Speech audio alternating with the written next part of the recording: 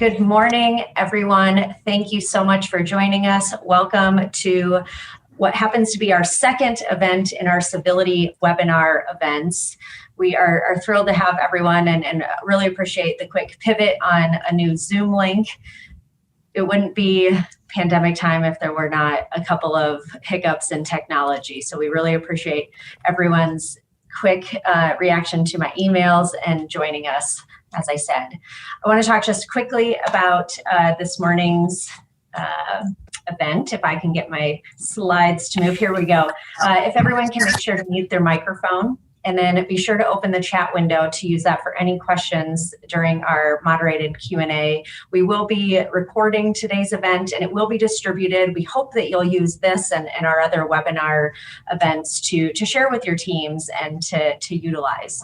The Greater Des Moines Partnership, Capital Crossroads, and the Robert D. and Billie Ray Center at Drake University have come together to host these civility webinars to focus on a variety of topics around civility, to enhance a culture of excellence in the Greater Des Moines region. And these topics, the goal is to educate participants with research-based strategies to enhance civility through core leadership competencies that create a culture of excellence and optimal performance. Each webinar is 60 minutes in length, and as I said, you'll be able to view that again after today's talk. And today's event is a panel to talk about civility on social media. We're really thrilled to have our panelists with us. And really quick, we'll just mention, and we'll touch on this again at the end, but there is on your screen the final of our events that will happen on May 5th at 7:30. You'll have the opportunity to create a civility action plan. And so we hope you can mark your calendars and join us again on May 5th. But in the meantime, I will also just touch on what our civility pledge, which we read at almost all of our policy events and many of our partnership events. Partnership supports Drake University Ray Center Show Some Respect campaign. And with that, we always like to take a moment to remind everyone of the importance of civility. Advancing meaningful conversation requires respect. And at the partnership, we encourage all Iowans to be courteous as they express their opinions about issues, because together we can have the tough conversations in a respectful way to find common ground solutions. And so with that, I'd like to introduce Scott Raecker. Scott is the Executive Director of the Robert D. and Billie Ray Center at Drake University. Scott has been with the center since it was founded by Governor Robert D. Ray. And during the Iowa sesquicentennial in 1997, Scott's commitment to positively impacting the lives of others was reflected in his many years of public service in the Iowa legislature. He had many roles during his time there, and since has taken his service experience and professional passion for civility into his work with the Ray Center. And so with that, Scott, I'm going to turn it to you. Thank you. Thanks, Andrea. I really appreciate the introduction. And thanks for everybody for joining us this morning. I'm really excited about our panelists. When you hear Andrea talking about excellence and optimal performance, our three panelists are doing just that in their work lives in our community. I'd like to introduce them to you. First is Jay Byers, the President and CEO of the Greater Des Moines Partnership. Jay is involved in a variety of roles in the chamber industry, including the current Chamber of Commerce Executives Chair. He also serves on the Executive Committee of the Iowa Chamber Alliance, the General Counsel of the World Chambers Federation, and the U.S. Chamber of Commerce Committee of 100. Additionally, Jay serves on the boards of Simpson College, where he's an alum, and he's on the Catch Des Moines, the Greater Des Moines Committee, Iowa Healthy Estate Initiative, and Child Serve. He's a graduate of Simpson College, a proud graduate of Simpson College, and the University of Iowa Law School. It's really difficult to imagine how he has time to get as many tweets and social media posts out with all of his commitments, which is probably why in the past, the Des Moines Register named him as a top business leader to follow on social media. Beth Shelton is our second panelist with us today. She's the CEO of the Girl Scouts of Greater Iowa, overseeing all operations for 13,000 members in portions of Iowa, Nebraska, and South Dakota. Beth has received national accolades for her vision and innovation, recently being highlighted on Good Morning America, CNN, The Washington Post, USA Today, The Today Show, and Working Mother magazine. So we're thrilled to have Beth's presence here on this webinar. She's been named one of the 15 people to watch by the Des Moines Register.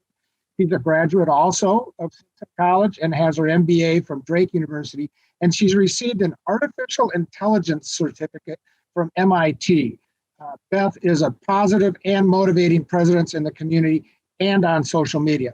As a business leader, as an athlete, as a parent, as a coach, as a lifelong amputee, and a Girl Scout troop leader, is her presence in each of those roles and the positivity she brings to that is really why we wanted to have her on this panel to talk about civil dialogue on social media.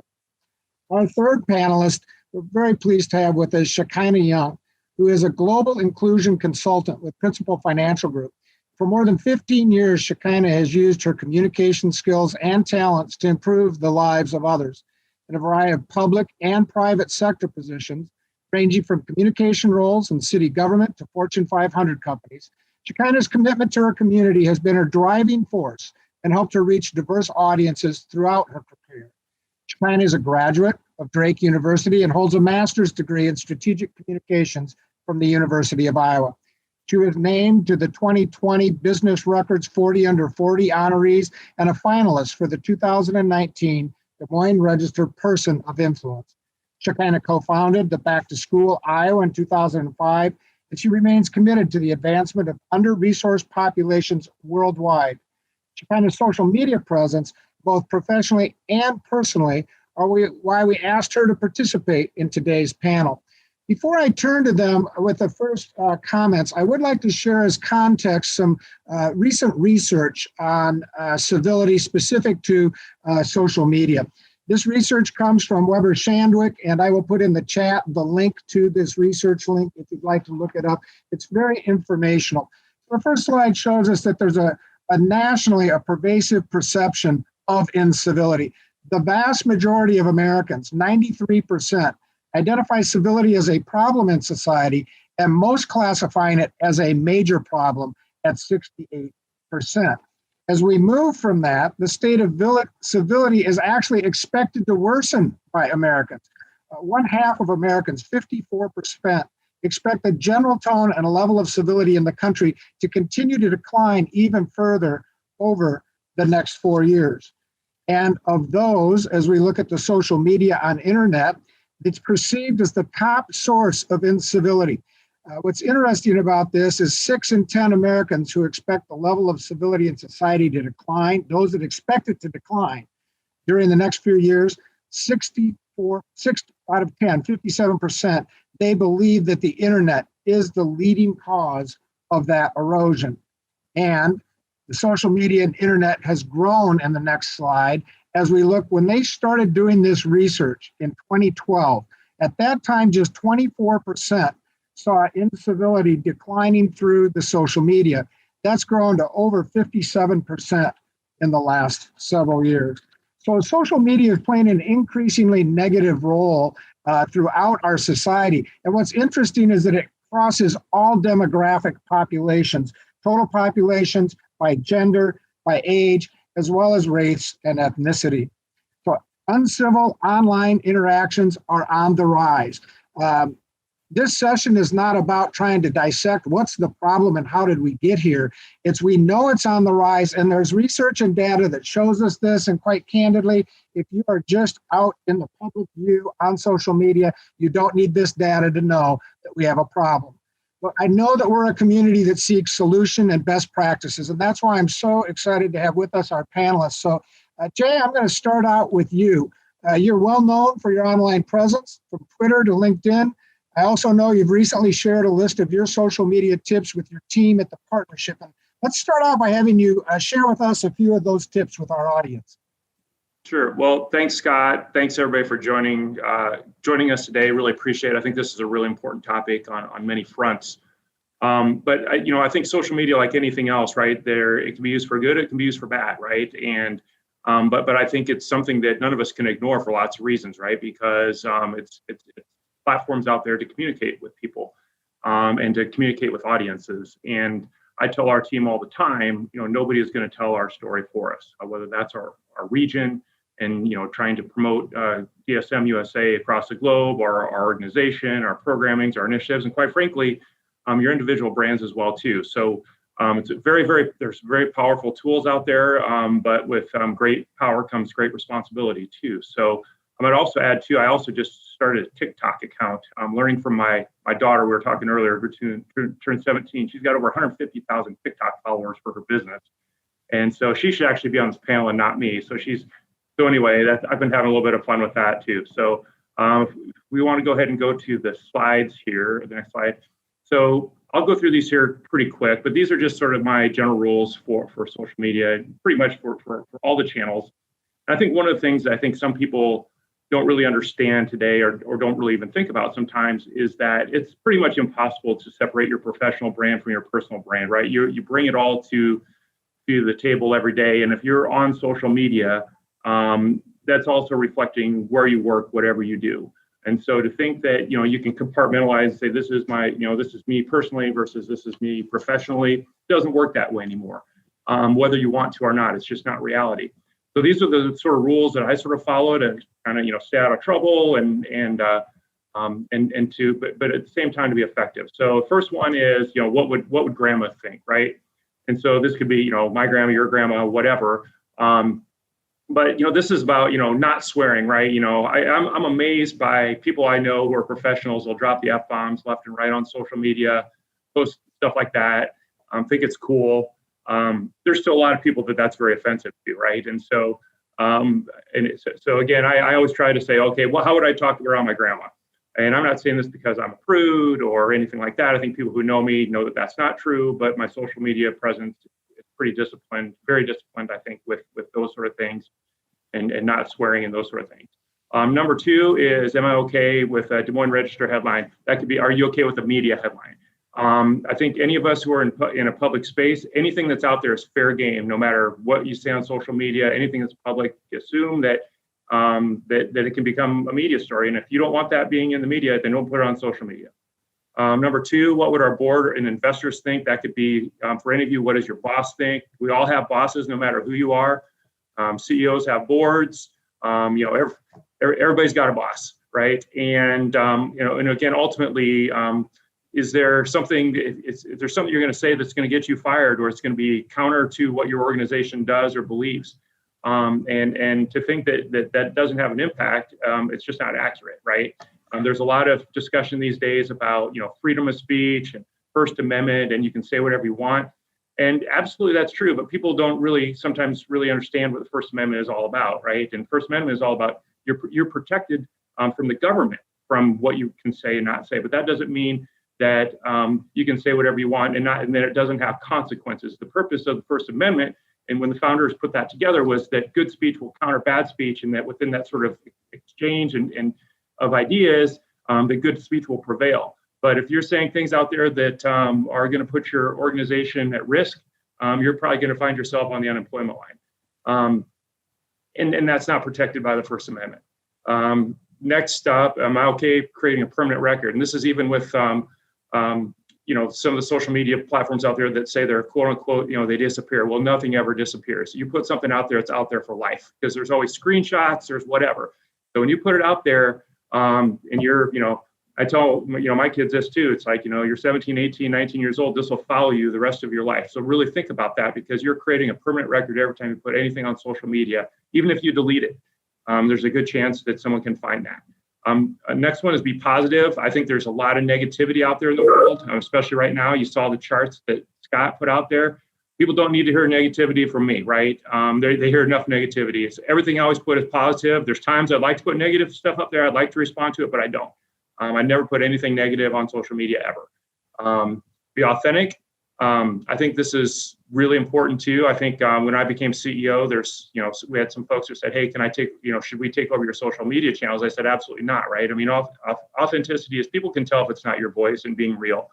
And you can put stuff out there, but if you want to really develop followings and have your own voice, you got to be authentic. Next, share interest in content, provide value. I think, some people just randomly put random thoughts all the time on social media, and I kind of scratch my head. Try to put things out there that, that can be of value to people, that can help other people to be successful, that can lift other people up, that can share information and ideas that perhaps others might not think about with access to things that you might have in your specific position. So really think about that value of that content. Next is leverage existing resources. People ask me, where do you get all this content and all this sort of stuff? I would say a large majority of what I have is just what's put out in, the Business Record or the Des Moines Register or the TV stations or the stuff we're putting out there. And then, maybe just slanting the headline a little bit more with the post and then putting links up there. But, most of the stuff is just content that's just being continually put out there every day and telling positive stories about, our region and the great things that are happening here. Next is influence, don't preach. I'm a big believer in that, you can't really tell people what to think, but you can help people what to think about. Right. So preaching to people and say, you should believe this, or if you don't believe this, you're a terrible person, all this sort of stuff. I don't think that works. But I do think if you continue to talk about great things that are happening in the community, maybe a little bit of a slanted headline, and get people to think about things in different ways and put content out there, you're moving the needle in ways that doesn't make people, that don't put people that are automatically going to put up their guards and say, you're telling me what to do, I'm going to turn you off. And so there's a lot easier ways to do that. It takes a little bit of skill and finesse to do that. But again, just being flat out and telling people that they're wrong and that they're terrible, that never works anyway. So I try not to do that. The next is Moneyball. And that's really about how do you continue to bring it every day? Because again, if you just post once in a while, you're not going to build a following. You're not going to build your brand. How can you, this is sort of my approach, or our approach, I guess, to economic development too. It's getting up every day. It's, getting on base, stealing bases, scoring some runs. It's not about the big post. It's not always about the big economic development deal, but what do you do to bring your game every day? Next, never wrestle with a pig. This is a big one. As the saying goes, you wrestle with a pig, you get dirty and the pig likes it, right? But what I mean by that is, I think all of us who are in, public roles, sometimes there's lots of trolls out there. There's a lot of people, not like some of the politicians out there. I see what they deal with every day, but there's plenty of people who troll my social media posts and try to pick fights, and I never take the bait. And usually it's people who are trolling people all day. They might troll you and they're on to the next thing within the next minute. Or if it's someone I know or that I know that I need to respond to, I'll just text them or something and say, hey, let's take this off social media. Let's talk about this, because you're never going to win a social media fight on I believe this, you believe this, whatever. And it never works. I bet there's not one person on this call who's changed someone's mind from a social media post and you respond. And I want to all the time too, but I don't, because it doesn't work. And it's just like that email you send out that you wish you had back. We all have those where we were in the bad state of mind, we send, and it's like, I wish I never would have sent that. Social media is the exact same way. And then also to just finally different strategies for different platforms. Whether it's Facebook or Instagram, Twitter, LinkedIn, there's different audiences, there's different ways to talk about things. There's certain things that, there's different ways to talk about your issues and so forth. So I think that's really important too, that it's not the same sort of recipe for each one. And sort of my sort of beliefs and sort of, as I see different platforms evolve, it continues to change. Like, for example, I used to think LinkedIn was basically just, a online resume. No one ever used it. It's become, it was sort of dormant and boring, I always thought. And now it's become, I think for business, I think it's the most effective tool out there in terms of reaching audiences. But if you had asked me that 2 years ago, I never would have told you that. And so you have to continue, and you need to continue to stay relevant, right? Because these are all evolving. There's new ones that are out there. And as you're reaching audiences, what does Gen Z look at? What's millennials look at? For my daughter, some of the stuff, they could care less about Facebook or LinkedIn and quite frankly, even Twitter. But if you're on TikTok or Instagram, you can connect with them, right? So anyway, I think those are all important. So I could go on and on, but those are just some of the things that I think about with social media, Scott. Well, Jay, I really appreciate that. And thanks for sharing this kind of best practices tips, not only with your team, but with all of us. And I'd encourage our listeners not only to take this personally, but to take it into your teams and your businesses. These are great tips. One thing, Jay, I really like where you talked about with the power of social media also comes responsibility and consequences. And I think that's a really important thought for all of us to have. Beth, I'm going to turn to you next. Do you really focused your social media strategy with a couple of 3 tips in mind? And I'd really like to have you share with us those 3 tips and kind of how those evolved and generated within your social media presence. Absolutely. And I loved hearing Jay's tips as well. And I love following Jay's social media. I also am on team social media, and I'm on all the platforms, also including TikTok, a little bit newer to that one as well, and find it incredibly valuable. I know social media does get a little bit of a bad rap, and for good reason, right? We saw the data early in the presentation here. And when I think about civility, I always want to make sure I'm clear. In my mind, it doesn't mean that we don't have strong convictions about the ways we see the world. Certainly I do. There are posts out there, there are people out there that I find disagreeable. And then I click the unfollow button, so I try to stay very focused on the positive side of social media, which I think there's an enormous runway there for the positive side. In terms of my tips, I really, much like Jay, try to keep it extremely authentic with some guardrails, of course. But like Jay, I don't want someone else to manage my social media, because it is a big part of, I'm revealing big parts of who I am and what I believe. And I think that's what makes, in my mind, compelling social media, when you really get the chance to actually feel like you are connecting with other people. And oftentimes it does lead to really great in-person connections as well. It should lead to that in many cases. So when I think about some of those sort of sticky situations that come up where that negativity can arise and where we see the incivility emerging, I really try to think about prioritizing the human connection. And that can be tough to do when we really feel like we're falling on different sides of an issue we find really important. As I've evolved and learned and gotten older, wiser, hopefully, I would say in the last 18 months, I probably have learned more than I had, in the previous 20 years. So the learning doesn't stop. And so trying to really think about it rather than right and wrong, I just try to think about situations more like, oh, interesting, we don't have a shared perspective on this issue. Their perspective is this and mine is this. Because what I have found is my perspective changes almost every single day, not dramatically on big issues, but certainly I'm impacted. The lens that I see the world with changes every single second. And if I don't acknowledge that, and oftentimes the lens that other people are bringing to the table, if it's vastly different than mine, that makes sense. They're standing in a very different place. Their lived experiences are really different. And so if I don't stop and acknowledge that, I end up being the one that's really short-sighted. So really just trying to think about it in terms of we have two different perspectives. And I use that sort of tool in my head, whether I'm negotiating on purchasing a car. Oh, interesting. My perspective is I think I should pay this much. And, interesting. Their perspective is I should pay this amount. But it's really not that we're right or wrong. Let's try to work toward finding that middle ground. There's a great author and thinker and professor, Adam Grant. I'm sure many people are familiar with Adam Grant. And he I think, does a really great job of talking through this, particularly when we have strong feelings and on social media. And he talks about preachers, prosecutors, and politicians, and how we tend to wear those different hats at different times. And, when we're in preacher mode, we kind of get into that, like, we're going to convince this person we're right. And I think we tend to see that a lot when we get into those dialogues online we're really seeing that incivility. The prosecutor mode is I'm gonna prove this person's wrong. And then, the politician mode is a little bit of, I'm just here to win the approval. And we've all kind of seen those posts that are a little bit maybe sort of dabbing in both sides of a contentious issue. And then really sort of what was the point of the post. And I think that's a little bit of that politician mode. And what he really says is we should get a little bit more into scientist mode, which is being curious over conviction. That's not to say there's not a really important place for conviction, but to always be open to challenge our own beliefs, where we got them, how we learned them, because they do evolve and they do change.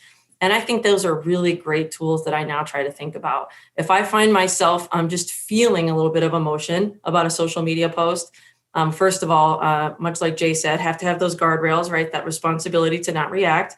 And secondly, to really think through what's this emotion I'm feeling, rather than projecting something onto that person, really doing some self, analyzing in that moment. Do I feel defensive? Do I feel mad? What's causing me to feel that way? That's my work to do. And I'm not going to accomplish anything, to move into the second tip there, recognizing what is and is not productive in online debate. What is the outcome? What's the actual goal? If the goal is to change someone's mind, online is not going to work, right? Just as Jay said, that's not an effective strategy, and no one has won doing that. As you read in my bio there, we've had the amazing privilege to be showcased on many national media platforms in the past few years, and that's exciting. So our chief marketing and communications officer will come into my office and say, Beth, great news, really cool. CNN picked up the story. Here's what they did. But hey, just FYI, don't read the comments. It's always a bad thing, right? When your chief marketer has to come in and say, don't read the comments. So there are a lot of people out there that do certainly go out to instigate and to, kind of want to wrestle the pig. And that is just a really great tip. There's no winning. So if the actual goal is to have a productive, fulfilling life and a positive social media presence, absolutely not engaging in that. And that can be tough to do, particularly when it feels like it's an assault on your own character or the rights or character of people that you love or want to protect. When it comes to groups or people that are oppressed or struggling, the inclination is to sort of rear up and say, no, I'm going to get in there and protect that person. And ultimately, a very worthy thing to do, but not online because it's not going to be effective. And then the last one there, I really always challenge myself to use positive, solution-focused narrative. So of course, there are things that I feel very strongly about. Of course, there are things that I find disagreeable online. And I tend not to post about those things. But if I feel compelled to share information about a topic that I think is really important, it's always with the angle of being solution-focused or positive. Rather than focusing on what someone else might be doing wrong or the gap that I see in an issue. It's really saying, what can I control and how can I contribute to this dialogue in a positive way? So rather than posting something like, oh, I'm so discouraged, this is a hypothetical, right? Hypothetical situation that we see every single day, mask wearing. So there's people on both sides, there's all sorts of posts about it. So maybe rather than saying, posting a picture of strangers saying, look at these people not wearing masks and how frustrating and something, someone could instead, if they had that opinion, they could post and say, if they felt the need that posting was going to be productive about that topic, they could say, I'm so encouraged when I see people wearing masks about X, Y, and Z, right? Just a slight tweak in that dialogue. Again, hypothetical situation, not my own. I'm not going to post about mask wearing because I think that would not be a productive use of my time. But that is a way you can sort of change the narrative to say, what is the positive solution thing I'd like to see happen here? Wow, Beth, talk about optimal performance. Your tips and insights, I'm really taken by it. I love the curiosity over conviction, as well as just that mindset that you have to bring. What's the perception of what I'm engaging? And what it makes me think about, quite candidly, is how many people are engaged on social media platforms that have not given the depth of thought that you or Jay have as to what that presence is, or the outcomes or consequences that come from that. These are really great tips that you've brought to us. I appreciate that very much. Next, Shekinah, I want to come to you. I know you're very active on your social media platforms, and I'd really like for you to also share with our audience, what are your tips and strategies for successful media presence? Thank you so much, Scott and Andrea and team and my fellow panelists. I have a tough act to follow, clearly. There's a lot of commonality there in how I view social media and how Jay and Beth does as well. But to add more context to that, I want to just note my generation birthed social media. This was the impetus of how we digest media and news, like a change or a shift in that. And this is where social media has carried elections on both parties, or I guess there are more than two parties, whatever you'd like to say.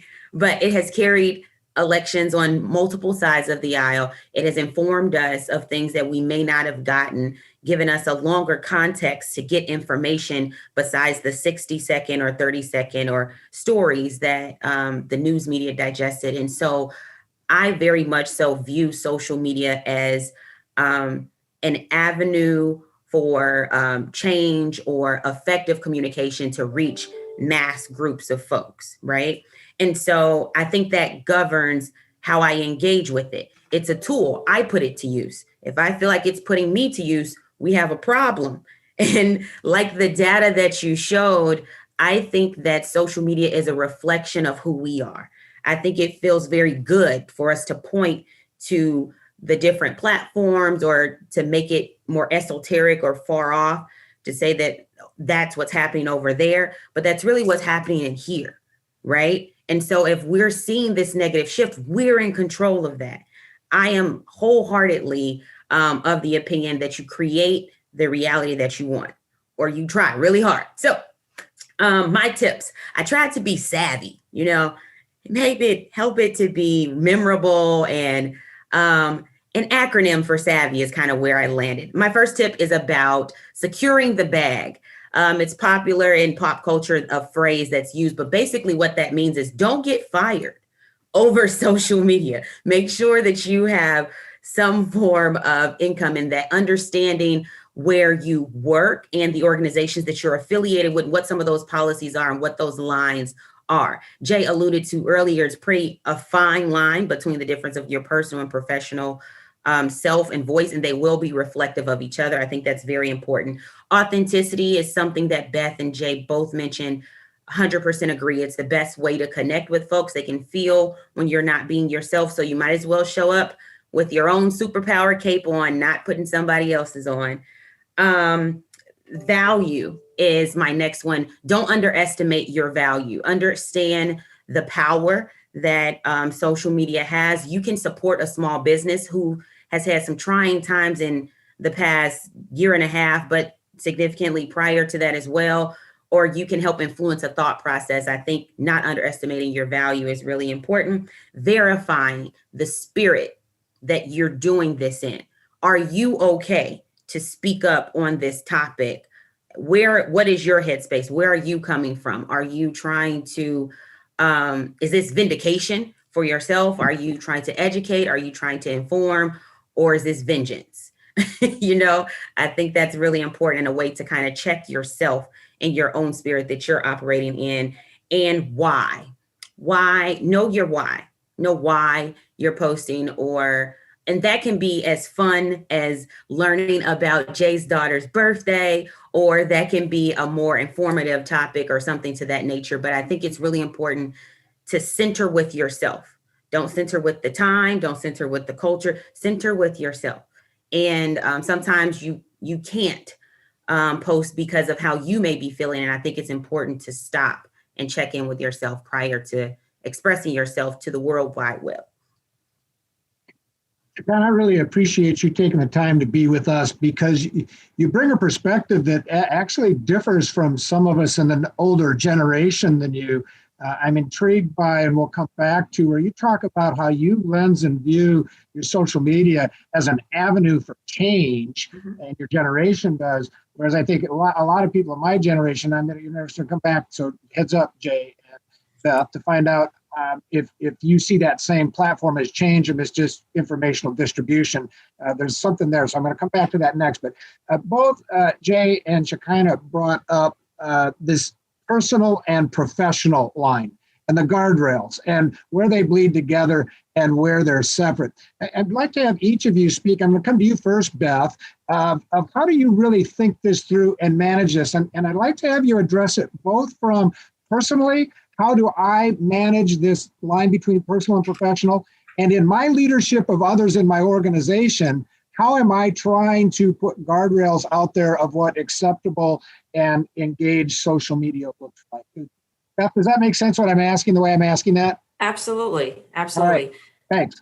Great question. And I do see it a little bit differently in my role versus the rest of my team, partly because when you lead an organization or you represent an organization publicly, you don't ever get to take that hat off to some degree, right? So it's not like when you see me in the community. Right now, I'm Beth Shelton, the CEO of Girl Scouts. Oh, but in this setting, I'm not. I don't ever get to take that off. And so I always represent the organization in that way. And so again, that comes with a lot of responsibility. And I really try to lean into, in fact, I have very little separation. It is sort of all this, kind of ambiguous gray thing that is Beth the CEO, and Beth the person, Beth the mom. They're all one and the same, rather than having really distinct lanes. So that my personality tends to be a little bit more transparent and authentic in that way publicly, because I find it a little bit easier. Now, on various social media channels, I would say I have slightly different persona. So, private only on Facebook or Instagram, where it's locked down to people I know personally, you get a little bit more of those glimpses into my family life, into my children, what they have going on, versus LinkedIn and Twitter. Still a lot of authenticity. You're still going to get my quirky post about learning to play the guitar or having a great experience at kickboxing. So it's not all business and leadership. That's my favorite topic. But you do get those other quirky moments as well, just probably a little bit less of the kids, right? So I see myself publicly as I'm always one and the same. I have to be for everything. Now, for the rest of our teammates, honestly, just providing a lot of clarity and helping them understand the expectations, like that, yes, they do represent the organization as well. And really just being clear that we do have a disclaimer, and I've seen it on several others, that when whatever they're posting on social media does not represent the organization, but giving a lot of clarity around when they are representing our organization, whether they're wearing apparel from the organization or a name tag or at an event clearly representing our organization. In fact, you don't get to take that label off because you want to say something or post something, right? And just to be really cautious and careful, and also that we don't tolerate any form of discrimination or hate towards others at any time. Whether you're wearing a T-shirt that says Girl Scouts or not, you're not going to be hateful toward people. And so we try to provide clarity and understanding. We do a lot of training around it so that people don't feel like they've been blindsided or don't have rights to do that. If they want to post something that would not be aligned with what we believe and what our values are, they can have some choices about how locked down they keep their social media or where they choose to be employed. And that's just a quick follow-up for you on your team members. Do you encourage them intentionally on specific things, like when it's cookie time? Are you asking them to be sharing out on their platforms if they're comfortable with that? Do you give any direction or encouragement on intentional sharing of professional things on their personal sites, or do you just let that be at their own disguise and direction? We absolutely encourage it. And I would say that was a big culture shift for us about 5 years ago, and partly because of my personality, right? I'm going to be out there sharing everything. You can't be connected to me on social media and not know what's happening in Girl Scouts of Greater Iowa, because I'm talking about it. I'm excited about it. I live it. I breathe it. And in many ways, I want our team to have the freedom to be excited as well. So if they're excited about something that we're doing, I want them to be able to talk about it and not have a little bit of a fear-based culture, which can happen. That's a reality. We do live in a little bit of a cancel culture. So yes, we need to tread carefully. We need to be cautious about what we post. On the other hand, I don't want people to be so fearful that they never post anything about, they need to be authentic in representing that they work here because they care about it. Let's let them shine and talk about it. If I ever saw something concerning, I would have a direct and gentle conversation with that person and say, well, let's talk about how that might have been received by X, Y, and Z. Tell me what you were thinking. Let's talk through it. But we absolutely encourage our team members to post. And using your own best practices, that conversation would probably be personal and in person rather than a response on social media. That's Jay, right. I'm coming to you next. You're out there a lot. I know that you've shared this list with your team, but I'm interested to hear your take on this same question. How do you balance the personal and professional together in guardrails? And how do you encourage our guardrails within your team around the issues of It's a great question, and it's a tough question. I think Beth gave some really great advice and a lot of how we think about it too. Like I said before, you can't really separate it, right? And so again, I think Beth touched on this as well too. It depends on the channel, right? I mean, your voice on sort of Instagram and Facebook is going to be a little bit different than your voice on Twitter and LinkedIn, for example, right? In terms of some that are better for, business messages. And, I probably have erred in, putting too much business stuff on, Facebook and those sort of things. It's not, at one point, my family and friends were like, I'm sick of hearing about Des Moines or whatever, right? But what I also find out is, every time I'm around them, they're like, man, Des Moines on fire, all this sort of stuff, right? And so, I mean, it's like, because we're putting stuff out all the time, right? So there's huge value in that because all your networks are, you never know really what's going to work or not work, right? It's sort of like marketing in general, right? And what are your connections with, family, friends, colleagues, who are they sharing it with across the state, across the country, across the globe, because all that helps with what we do with, right, trying to create a positive brand for our region. And that also blends into the personal stuff, right? So like, even if I'm a big music guy and I'm talking about, going to great concerts, and it's like, oh, I can't believe Des Moines getting that, right? Or, I mean, even this last weekend, I went to Monster Trucks of all things, right? And that was like, and that was like one of my first TikTok posts. And who knew that there's crazy amounts of people who like watching monster truck videos? I'm sort of blown away by it. But I think all that stuff sort of matters too. And I think as leaders is too, people want to see that you're a real person too, right? So, you mentioned, Scott, when we first got on, you said, my daughter's birthday, right? So I posted about my daughter, right? And people want to know that, a little bit about your family, right? It doesn't have to be an open book about, all of us have problems and with family and friends and all sorts of stuff too, but just showing a little glimpse that you're a real person and that, you know, you have a real life and got kids and you have interests, you know, with music or sports or something like that, right? It just shows sort of authentic. It's a way to connect, right? And you know, as you know, Beth had also mentioned too, right? A lot of this sort of can bleed into, you know, outside of social media too. And if you know, with millennials and Gen Z, it's right. There's really, in so many ways, there's no difference between online and it's all blended, right? So in terms of, you know, sort of in terms of our team and so forth too, you know, we've got policies. But I always, you know, one of my favorite quotes is, "Don't let perfect be the enemy of the good," right? And so, you know, it's not like we're checking people's channels on a regular basis. We're not, right? The only time it ever really comes to our attention is something, you know, gets brought to our attention from somewhere else and say, you know, and that doesn't happen very often, right? So we give people a lot of leeway and encourage people to be active on social. We don't say don't at all. But we also don't, you know, force people to say certain things about, you know, if the partnership's pushing out a message, you know, if they want to, that's great. We've got some team members who are super aggressive with that. And we have some who don't really, you know, some who aren't even really on social media at all, or may not put anything with work ever. And that's okay too. That's really their choice. But one of the things that we do is we've got this initiative called DSM USA Ambassadors, where so hopefully all of you who are out there and active with social media, if you haven't signed up, we'd encourage you to do that.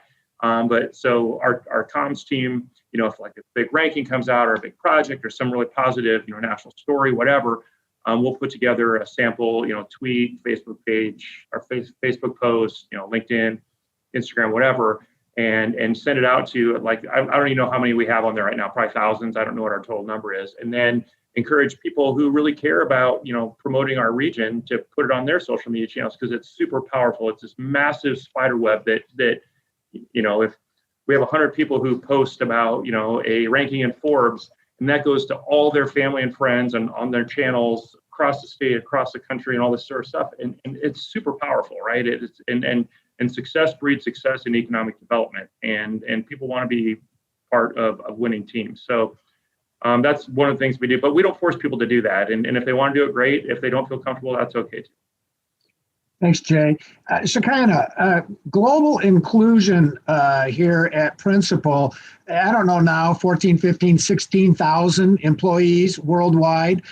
What's your personal perspective on this, and how do you see this manifesting itself at such a large organization as Principal as it relates to this balance of personal and professional kind of merging together? Absolutely. I think I have the privilege of what I do, I sincerely believe in. That is a reflection of who I am.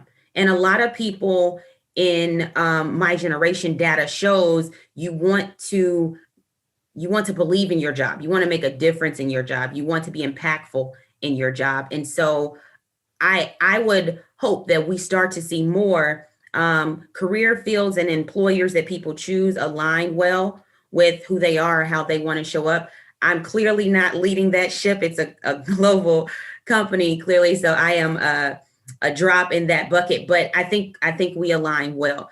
Having a previous career in marketing, comms, PR, being a brand, I think about that often. And so I have the pleasure of basically I align well with that. I think things that my employer speaks up on, I really support that, or I agree with that, or I appreciate that voice. And so I see the worlds blend very well. There are some spaces where I would like to go harder or go softer, or we just have a difference of opinion, and I reserve that. You know, I'm not of the opinion that every thought that you have, or even most of them, should make it through to social media. And so I align well. Just for all of our participant listeners, we're going to go until about 8:25 with our panel. If you've got a question, please put it in the chat. And Shekinah, Jay, and Beth, I want to come back to something that I hadn't thought of until this conversation. And that is, Shekinah, you talked about generationally, this avenue of change was the way you first opened talking about this. Both Beth and Jay, and I would be aligned with your thoughts, is what you talked about was, you know, rarely, if ever, does social media change anybody's mind. You're not going to win that argument. How do you disagree without being disagreeable is one thing that came to mind, Beth, as you were talking about that. So I'm interested to dive just a bit into this concept, if there's a generational difference here. And Shekinah, I'm going to start with you again. If you could go a little bit deeper about what you mean by how your generation views this as an avenue of change. And then Jay and Beth, I'll let you both respond as kind of how you see that playing out in the way you lens the mindset of social media. So we'll go to you, Shekinah. Absolutely. Maybe it's semantics or maybe it's word use, but when I think of change, I think it's a change in how we consume media. It's a change in where we go to for our sources of information. I think Jay alluded to it with influence. If you have those DSM USA ambassadors and they're sharing how Des Moines is so great, you are impacting somebody's thought process about that. Beth mentioned it with cookie time. I am a huge fan of the cookies, but you are impacting instead of just, like Super Bowl commercials, people pay a lot of money for that advertisement. You have the power right here, right? And so how can you influence folks to even think a different thought or expand their worldview? It's not necessarily an immediate change or shift. It takes a long time to move a big ship, and people are big ships, right? And so I don't think when I talk about change, it's an immediate, like, oh, I'm going to, completely change my perspective. But it's about influencing the folks around you and allowing space for that to push through and motivating folks to think broader or just of something that they may have not thought before, and also being open to thinking of that yourself. There's been, as you've noted in the research, a lot of negativity on social media, and I have been trying very hard to not unfriend people or to not unfollow people if we have a differing view, because I am terrified of groupthink taking over and me not challenging my own perspectives or even understanding. And understanding not meaning I agree, but I just see your perspective, right? I want to be a bridge builder. I want to help come to solutions. And I can't bring us to a solution if I can't see your point of view, even if I don't agree. So I see social media as an avenue to help create those bridges. Okay, I really appreciate that. And it may have been semantics in the way I interpret it, because I don't think that Beth and Jay would differ at all, or I do generationally, on this influence element of change. Like, I have a better perspective of how great our community is because of what Jay has done. I have a better perspective of the impact that the Girl Scouts have, much broader than I previously did before, because of what Beth's done. I want you still, Beth and Jay, I'm going to come back to you now on a little bit about this same influence, but something that Shekinah brought up that I wanted to get to is, how do you vet out the information that you're sharing to make sure, if you're sharing somebody else's platform information, that it's accurate, that it comes from reliable, vetted sources? Beth, I'll come to you first on that, and then Jay, we'll go to you.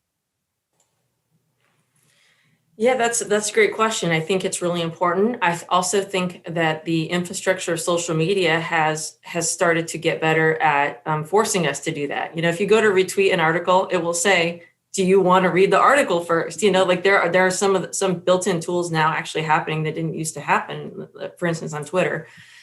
So I, like a lot of people, I tend to get some of those favorites that I follow that tend to be very reputable, like Adam Grant and others, so very well-known professors and educators and authors, et cetera. I think it's important, of course, to, first of all, take all information with a grain of salt, a little bit, even to Adam's point on being a scientist. Even information coming from the very most reliable of sources is still subject to being only as objective as science can tell us today it is. So we learned that a lot through COVID. So we could have tweeted something, an article that claimed something 13 months ago that today we might have different information about what is true today. When we tweeted it 13 months ago, it was true, right? We thought it was true. The person who wrote it thought it was true. They were a reputable scientist. Now, 13 months later, maybe the truth is something different. Maybe it's evolved. Maybe we've learned more. And so I think being mindful, doing as much research as we can within reason. I am not researching every single author that I retweet, of course.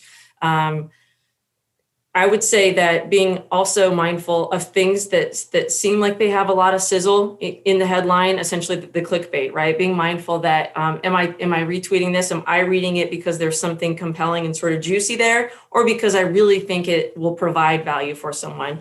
And trying to steer clear of some of that clickbait mentality, which can pull us all in a little bit, but certainly I think is a big contributor to this incivility that's happening. And I've seen it with my own words. We could have a great story, we could have a great article, we feel great about the interview, and then the headline comes out and you're like, no, that is not how I saw that going down, because they want people to click on it. Really insightful, Beth. Jay, to you, same question. Well, I guess I want to touch on a couple of things, but first and foremost, most of the stuff I'll put out or link to is more sort of traditional media. And some people will say, that's even being questioned now in some, in many sources, what are your sources of truth and so forth too. But I still, believe that a lot of the traditional media sources are, again, everybody who writes, there's no source, everybody's going to have, no matter who the writer is, that there's going to be some sort of, reporting on choosing which facts and, how they're presented, right? So I think it's, what are those sort of, close to mainstream, media sources, and relying on associations. We're engaged with a number of different associations, statewide, nationally, that, we trust that information and so forth too.